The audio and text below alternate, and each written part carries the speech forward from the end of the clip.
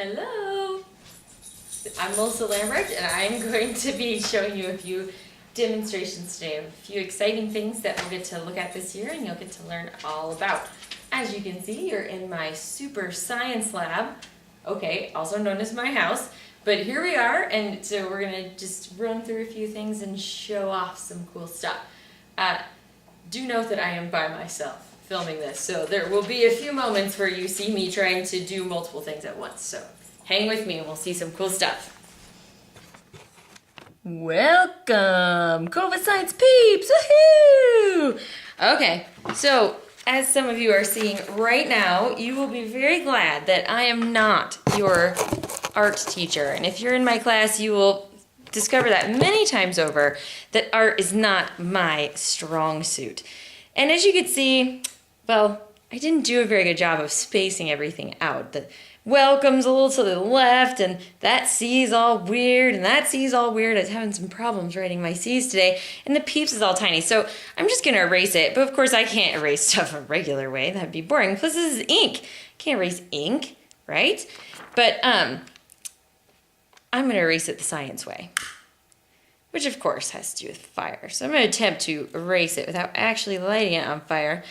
And I hope you can see that we are quickly turning from welcome Cova Science peeps. We're just down to welcome now, and oh, that's going away too. Ouch! Good thing my hands are super tough. Okay, they're not quite that tough. I have to readjust. Oh, there's a little left over here. I want to make sure it all disappears. And no, this is not a magic trick. This is actually a physical property of the ink that I used. And in science this year, especially physical science, chemistry, you are going to be talking about physical and chemical properties. Some of you are lucky enough to have already talked about that. This sheet of paper I'm actually going to take, because it is a little bit hot right now, because I just had the fire on it there, and I'm going to put it in my freezer. I'm not going to take you over there because my freezer is not clean enough for anyone to see, but I'm going to put it in my freezer, and I'm going to show you again at the end of the video what has happened. Now, another thing you're going to learn about me over this year, if you have me in class, or if you've already had me, you know this. I really like sweets. I really like chocolate. I'm a big fan of sugar, basically. Salt also, so pretty much unhealthy things.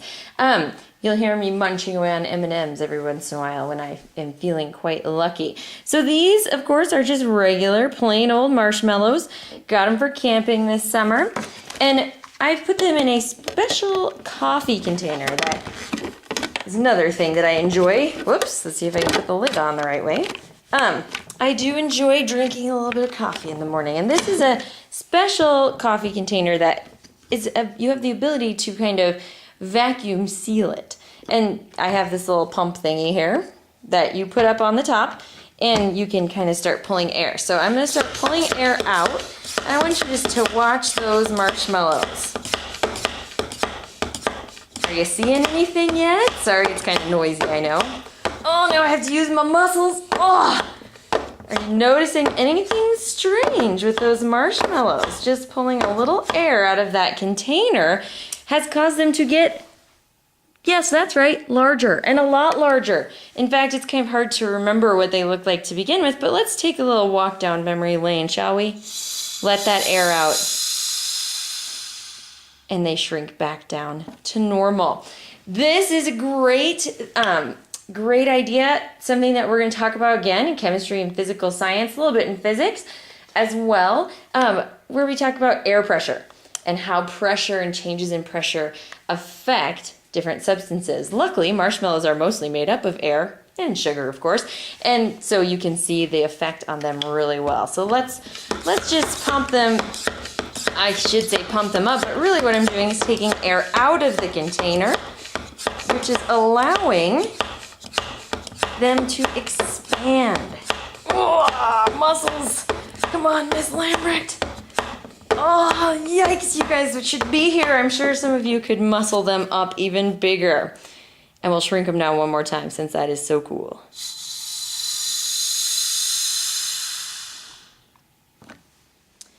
All right, this is another really cool demo about air pressure.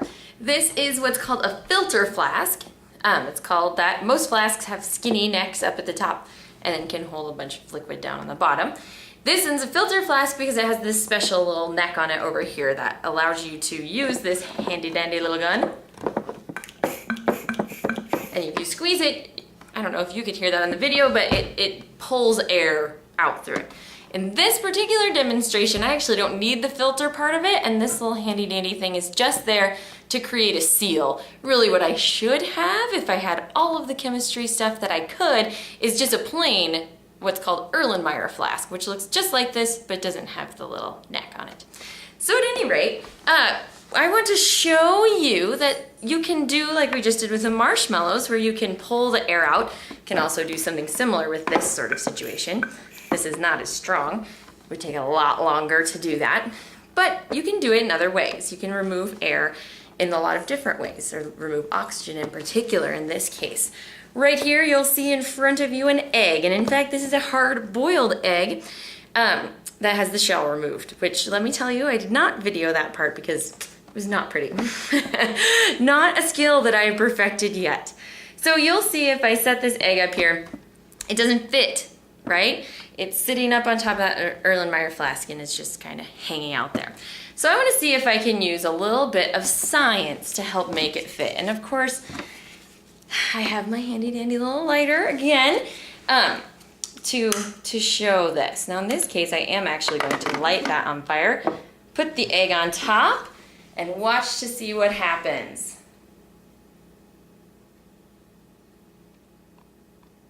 Hopefully not a huge mess, right?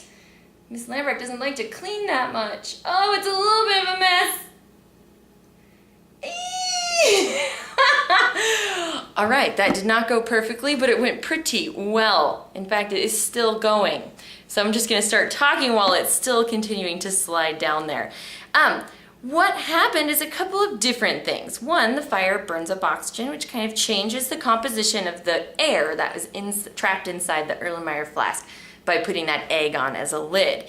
Two, when you put the fire in, it heats the air, right, inside that flask. And what happens to hot air? It rises and it expands. So then when the fire went out, which this fire went out a little sooner than I wanted it to, which is part of why it didn't suck down real quick like it sometimes does, although that was kind of fun anyway.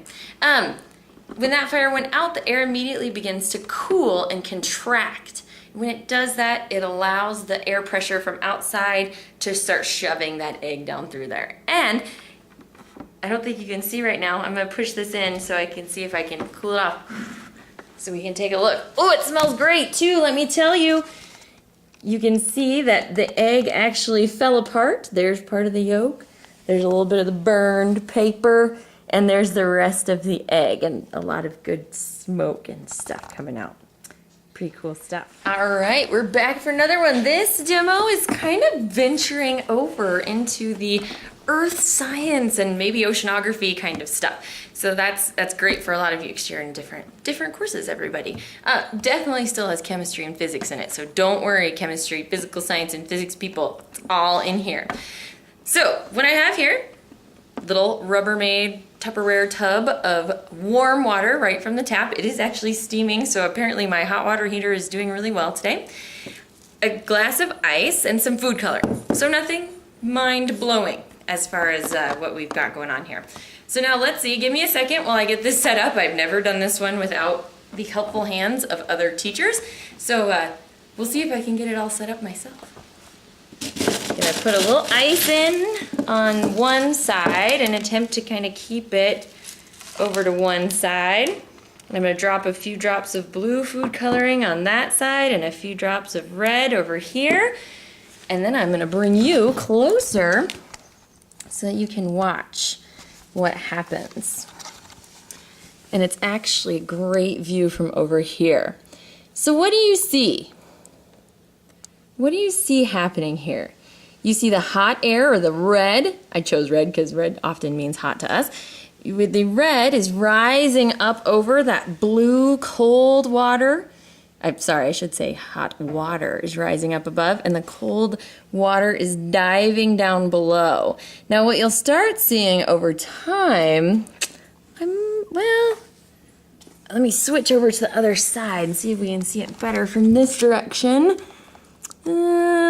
Not too well, but you can see it if you try this demo at home, and you might have to run through it a couple of times to kind of get the right amounts of everything together. We're getting a lot of purple now. We got a lot of good mixing going on. But what you will see if you do this at home and kind of watch it real closely as it goes is you'll actually see some weather patterns going on in there. You can see a little hurricane action. You can see a lot of little storm cells. Now, of course, they're not real storm cells. They're not real hurricanes. That would be a little bit more science than we want to unleash on the world. But it's a great way to kind of look at what those things that we see out in the world every day can be in just a little tub of warm water. Well, I hope you enjoyed your first little adventure into Miss Lambrecht's fancy science lab. You now have a science lab at your own house, whether you know it or not. You've got all your science kit and all that good stuff coming your way. Another great thing that you saw today is that not everything worked exactly the way that I thought it would, right? The egg broke in half. The storm cells were hard to see on the video, but that is really important, and in science we can learn a lot from those things, whether it's to set things up differently the next time, or just, hey, it didn't work out really well that time, let's try it again. Remember that as you do your labs this year.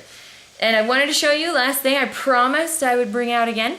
I just pulled it out of my freezer, cooled her down, and check it out. Now, I'm not talented enough to actually recreate this, so this really is the reappearance of that sign.